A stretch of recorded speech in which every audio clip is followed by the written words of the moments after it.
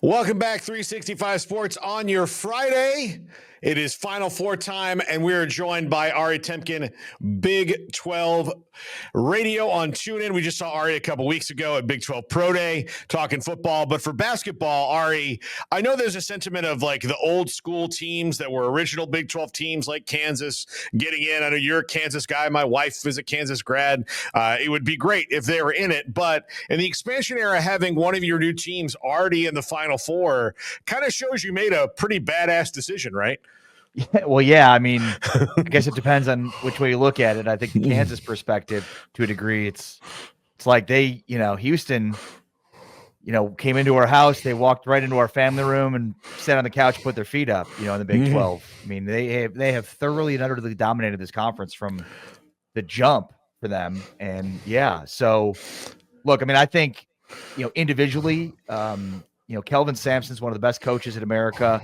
And does he need a national title to justify or to validate how good he is? No, but it always helps. And, more than anything, I think from a Big 12 perspective, like I know there's Baylor and Kansas that's had success in this conference, but yeah, it would mean a ton for Houston to win, and especially in a year where the Big 12 wasn't viewed as being that good and the SEC was. So you're going to have to beat an SEC team after beating Duke in order to do that.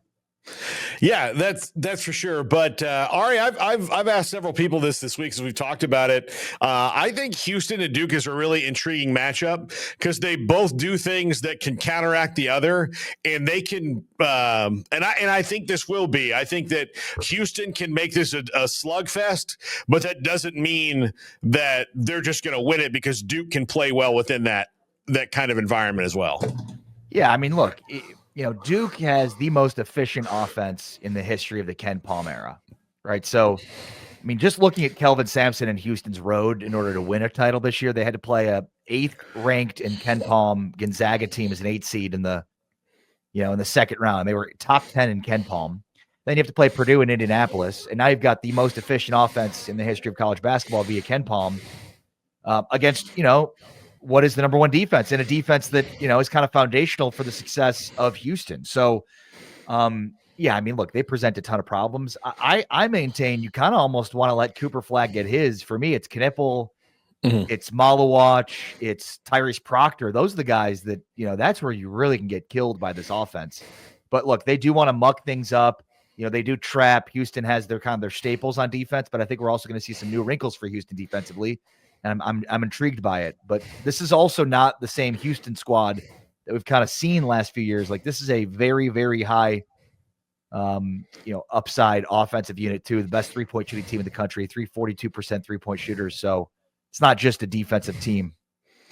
No, that's true. I mean, when you've got Cryer, Sharp, and Uzan out there for you, at the guards, that kind of is the difference. And I think for LJ Cryer, who I've pretty much seen play almost every game of his career, he's I think in the entire tournament, he's the guy I'm most impressed of freshman to now, because believe me, he did not want to play defense when he was here. Like, and look, in that national championship run in 21, he was a very key part of it. He was a dead-eye scorer off the bench and all of those things, but they had such good defenders. It didn't matter that he was only 80% into getting in the way of his guy, right? But now, you're going to play for Kelvin Sampson, you're going to play D, and he works really well within that. And then it kind of allows him what Scott Drew told him all along, if you're good on defense, it's going to make your offense better because it's going to create wild opportunities for you. To be your best requires commitment, dedication, and intensity. It's what defines elite athletes and inspires Airwaav to find new ways to optimize your performance. Introducing Airwaav Recovery, a mouthpiece designed to work while you sleep to further unlock your potential. Airwaav Recovery features our patented reflex technology, small, integrated bumps uniquely positioned to activate your tongue's natural response.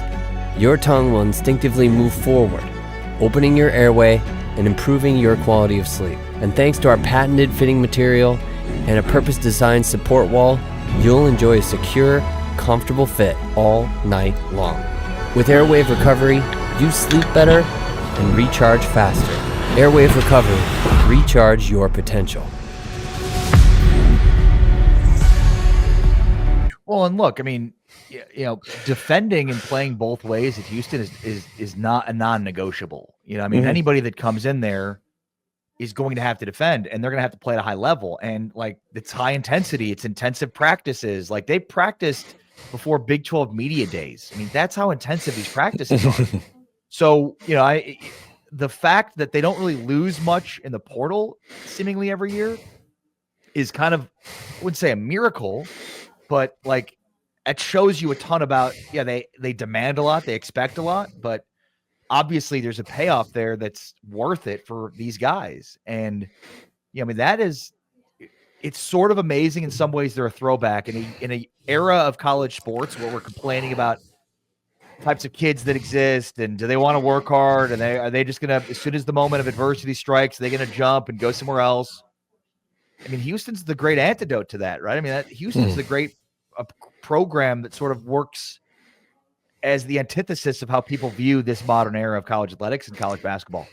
And then at the same time, they're a high level 3-point shooting team. So they kind of marry the old with the new in a sense.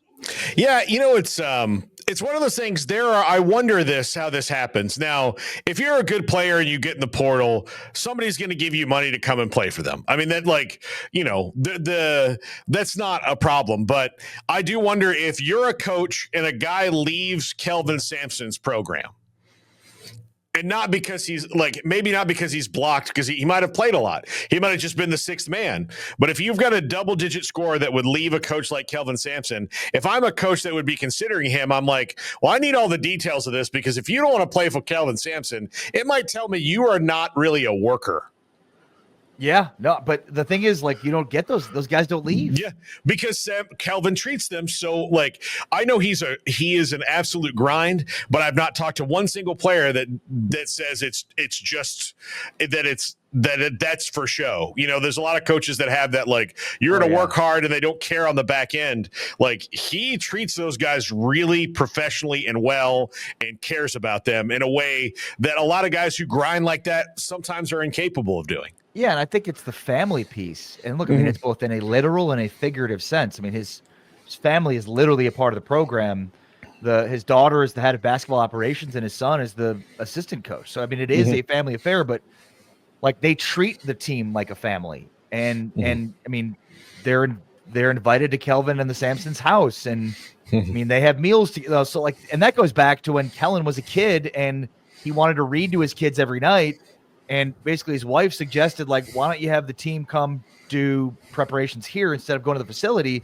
And that's, that was really what created this family type atmosphere. So, look, you look at any type of leadership and study any type of leadership when it comes to coaching or any other type of leadership. And like, one of the most important components of leadership is the people underneath you that you're purported to lead. They have to buy in, and they've got to buy into your vision. And like, that starts with you as a leader looking at them as more than just a worker, as a multifaceted human being with feelings and emotions. And when you play to that, and the family piece plays to that, like, that's how leadership works. If you care about a person, then that person will be more willing to be led by you. Yeah, that's for sure.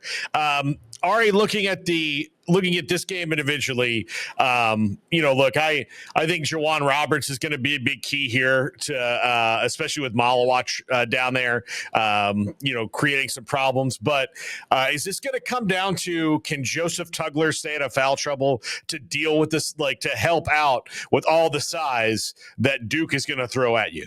So it's interesting because you say Tugler. I've heard other people say Roberts. I mean, foul trouble could impact this game. There's no question about it. But I almost look at Duke as saying that's more of a concern if I'm Duke. And Malawach is the guy. Like, if I'm Kelvin Sampson, I am going after Malawach early in this game. I want to get the ball. I want to isolate him. I want Roberts to touch the ball on the wing and try to take him off the dribble. I'm trying to get him into foul trouble. Like, Houston does not want to win and try to win without Juwan Roberts. I'm not trying to say that, but Houston has won without Juwan Roberts. I mean, look at the game in the Elite Eight. He missed virtually the entire game. He missed time due to injury, and they've still won games. Like, Houston has shown an ability to win even when they're not playing their best or have all their best players available. another part to the foul piece is, Houston is 322nd in free throw attempts per game, and they're also in the 200s in free throw defense. So in the Elite Eight and Sweet 16, they both against both opponents, they were out free throw shot attempted. So I think that's big too, in terms of just foul trouble and how this game is being officiated overall. I mean, Houston is a physical team. They want to play with physicality, especially on the defensive end. If officials don't let them play at that style, call a lot of fouls, that starts to add up. Suddenly Duke's at the free throw line a ton. Houston doesn't get to the free throw line a ton in foul trouble. So yeah, I mean, I think fouls are probably the game within the game here in this, and not just for any specific player, but foul shooting too. Well, Houston's going to find out how much of a blue blood they might be, because the whistles for Duke, classically, don't come when you want them. I mean, they might come, but that's how it is. And look, there's no grand conspiracy here. The teams that have been great for a long time get the benefit of the doubt because they've been great for a long time and they're consistently great. So you get you earn that. So, right. But yeah, it's tough. Every time I hear somebody complain about whistles against Duke, I'm like, congratulations, you are everybody else.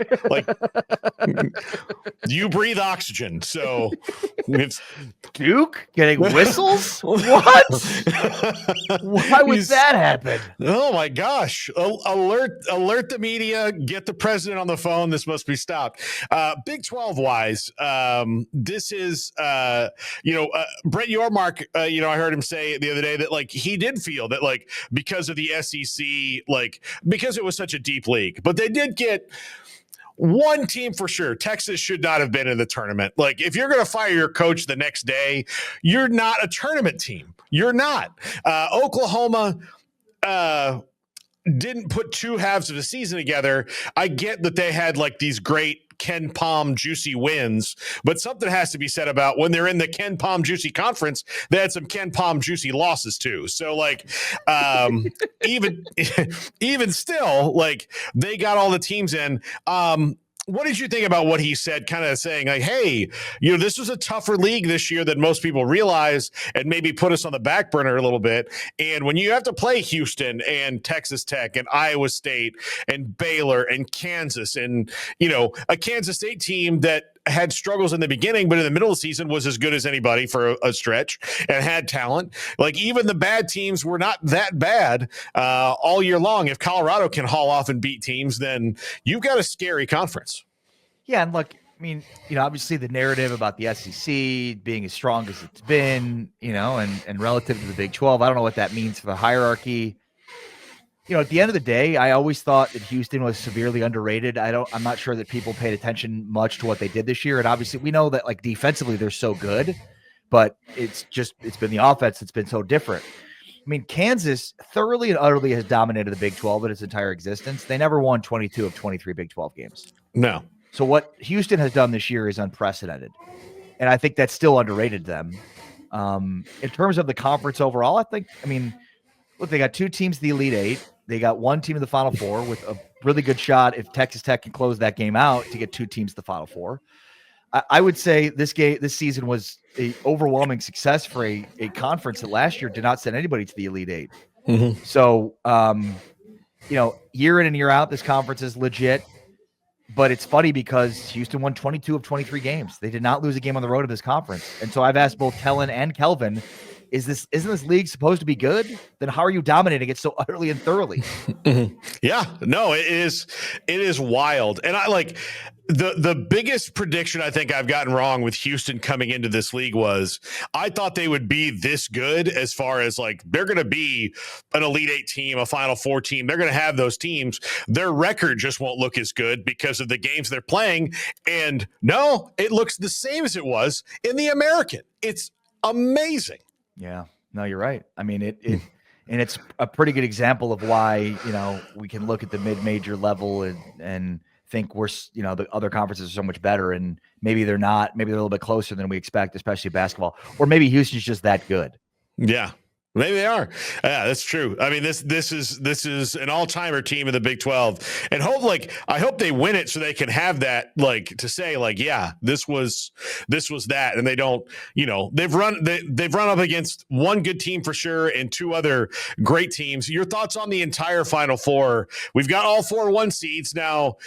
In one regard, that's kind of boring by March Madness standards, but on the other side, if we get a boring game in either one of these, it's because there's injuries or foul trouble or something, because these are the 4 best teams in the country and really have been, for the last 2.5 months or so. Well, yeah. And the reason I think a lot of people thought that we could have this 4 1 seeds in the Final Four was just how dominant those 4 were. I mean, it wasn't, this is not a huge surprise. I think a lot of people did see this coming. And so number one, there's a lot of pride on the line here for the Big 12 from the standpoint of, the last non-Big 12 Big East team to win a national championship was when Virginia did it in 2019. And then even the year before that, in 18, Villanova won it. So it's basically been Big East or Big 12 every year. The SEC hasn't won a title since 2012. So they're trying to change that. And the Big 10 hasn't won a championship since 2001, and they obviously will go another year without winning it, without having a team in the Final Four.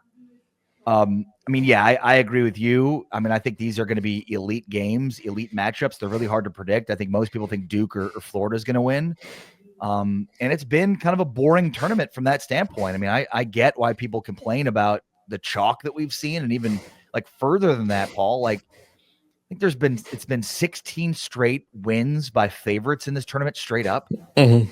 There were no, there were no upsets even from a point spread standpoint in the Elite Eight or Sweet 16. There's only been 3 buzzer beaters the entire tournament.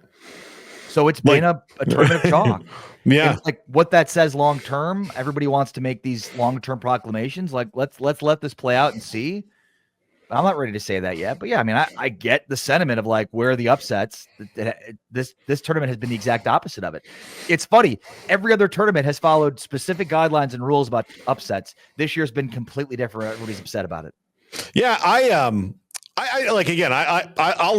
1 year does not make a trend, because all it takes is next year for teams, some of these teams that might have a lot of guys back or get fat and happy, after a run. And then all of a sudden we've got a 1 seed that loses in the round of 32. It will happen. It's only happened one other time before, in 2008. If you want to take a moment of silence and, put your hand over your heart, I understand that was a great moment. Or you may not, because of the cardiac arrest you went into that day. But it's only happened one other time in 2008. So, to say it's just going to happen all the time now, that's premature. It's this tournament is different every single year in one regard or another. So this is what's different about this one. What's different about 2026 will be a whole new thing that we may not have even thought of. Yeah. No, well said.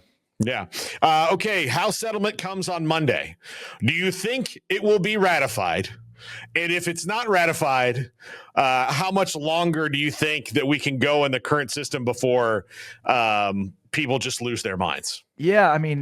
And I don't know if people are going to not lose their minds even when this is ratified. There's so many other components to it. This only really addresses the revenue share and not any of the endorsement money moving forward, Paul. So, I think if there's any questions that the judge has here, it would be specific to the endorsement side of things. And, has that been satisfactory? They have this Deloitte clearinghouse that apparently will figure out if deals are true market value. That's a joke. There's just no way that holds up in court.